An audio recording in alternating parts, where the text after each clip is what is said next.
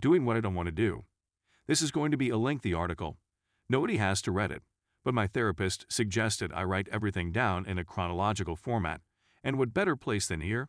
Month 1. You inform me about the affair. I'm devastated. I'm in awe. My darling, fantastic wife, mother of my kid and another on the way, would never do anything like this to me. I feel detached from reality, you say. I'd want to spend time with you and work on stuff I can't fathom without having you. Of course, I forgive you. I, too, want to sort things out. I wake up less than a week after you tell me, and you're gone. You paid him a visit. You need resolution. I'm at a loss, yet I'm still going to marital therapy. Month 2. To my knowledge, you've contacted him 4 times by this point. I'm not sure what you mean. You wanted to get things done. It's just too much for me to bear emotionally. I broke you, and I'm not going to be able to mend you. It's simply too much for me. You may remark, I swallow my resentment and strive to care for you. You're pregnant, we experienced a miscarriage, and my wife is in need of assistance. Every day, we spend our days together, traveling places with our kid. When I express my feelings, I'm having a terrible time today. I'm really suffering with the notion of XYZ. You push me away, run away, and I wake up with letters from you gone. Month 3. I'm still finding you chatting to him. This guy who seems to be more lovable than I am. 10 years your senior, father to a half-dozen children from several women, a guy who threatened me and your children if I ever revealed his long-term partner about the affair. He seems to be difficult to let go of. I attempt to chat to you about how I'm feeling. You say if I do, you'll hurt me much more. My only regret is that I didn't get to have more with him. Our daughter has been born into this shambles. Month 4. I wake up to find you gone. I look up your location. His location of employment, inquire about it. I just needed to go for a drive.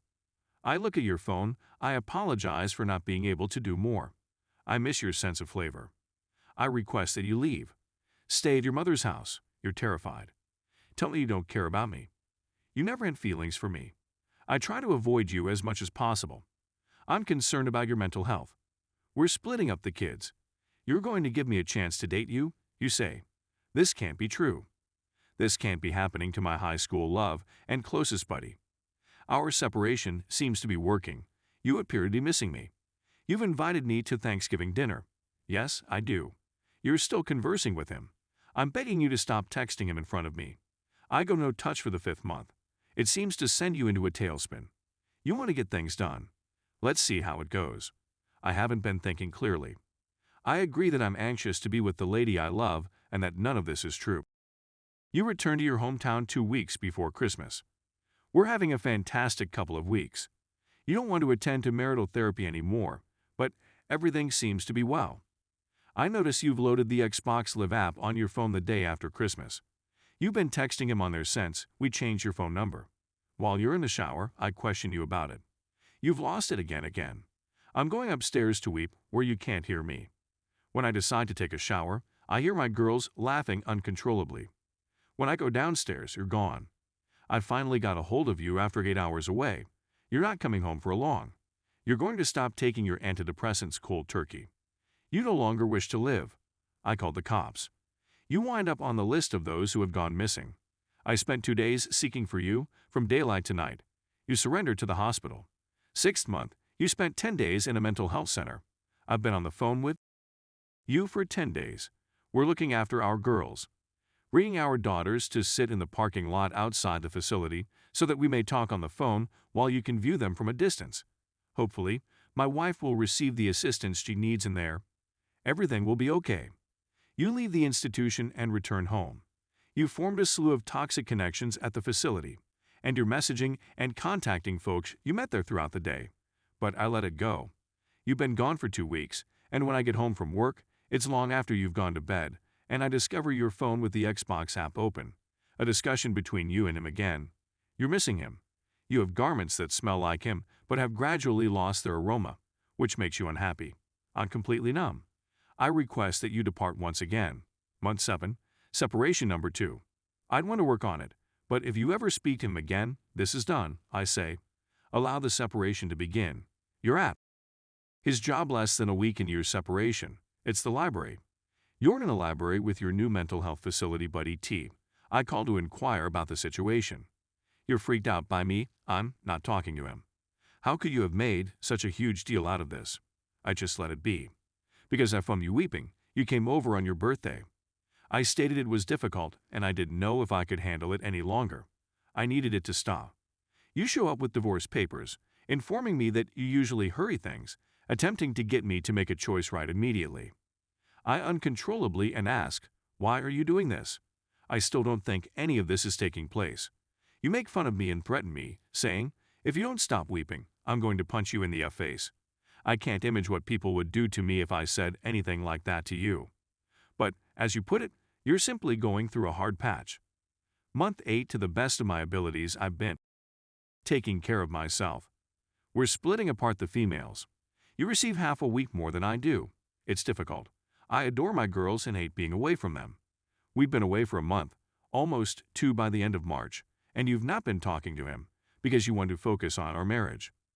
I propose that we relocate to a new city on the other side of the metro area to get away from all the unpleasant memories and start again.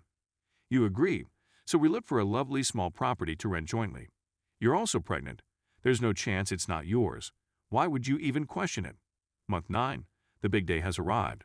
As we're driving, your brother casually says to me, she didn't stop talking to him. On her Xbox Live, I blocked him. He repeatedly asks her to leave him alone, but she continues to send him messages. I'm not feeling anything. Is he telling the truth? We've only been in our new start, home for a week. Our daughter is ill, and we are up all night caring for her. I inquire as to the time. Please show me your phone. At 3 a.m., I received a notice from Xbox Live. I don't care since this isn't real. I set my alarm for the morning, you notice me on my phone, and you grab it from me. I don't like you talking to people every time I make a mistake. I was just about to set an alarm. 2 more weeks have passed. I'm simply trying to stay away from you. You have days off. I work at night. This isn't the actual world. We're about to put the girls to bed. You seem to be getting ready to go out. Are you going somewhere tonight? I need to leave the home. You state your case. Because you stormed out, I suppose I made the wrong face. I come across you in the restroom and inquire whether you're all right. You tell me you're imprisoned, and I tell you I understand. I describe how it feels bad to be cheated on and then have to take care of you, without being able to express my own pain or feelings, and being punished every time I feel anything. You lunge from the restroom and started punching me repeatedly. I trip and fall on the bed. You turn out the lights and continue to strike me. I phone the cops. You are imprisoned. Your family has contacted me. What did you do, you idiot? What did you say to her that prompted her to strike you? Now, who is this genius? It's your fault she's in prison. I can't stop crying. I eventually lay it all out and roar back. Of course, my mother-in-law never mentions all the horrible things she said to me. She just tells everyone that I shouted at her. My wife has been released from prison. Next month's trial is scheduled. I continue to feel you have a mental health issue. That's the only way the last year makes sense in comparison to the previous decade. I discovered her sobbing in the closet. I inquired as to what was wrong. You never apologized for calling the cops on me. I'm astounded. She doesn't give about me. She's cheated on me, verbally and emotionally tortured me for over a year, and now she's physically attacked me, and she's sobbing not because she can't believe what she's done to me, but because I haven't apologized for putting her in prison. I spoke with an attorney about a month ago. They want me to seize all you own and force you to pay me alimony and child support. I don't want any of it. All I want is for this to be finished. I adore my wife, or at least who I believed she was. I want to do all I can to provide for my 2 little daughters. But I can't keep putting up with this. She doesn't give about me. She's told me 1,000 times that she doesn't love me. She no longer bothers to pretend to say it. I'm a large tattooed guy who's being annihilated by a little chick. My wife, my family, you know that's everything I've ever wanted in life. Yet you hold it hostage over me. I don't want a divorce, but you've never apologized, never stopped cheating, gaslighted, blame shifted, and never once shown genuine concern. Please help me. I'm stuck in hell. Edit. I've just had the post up for 5 minutes and I'm already being downvoted to hell.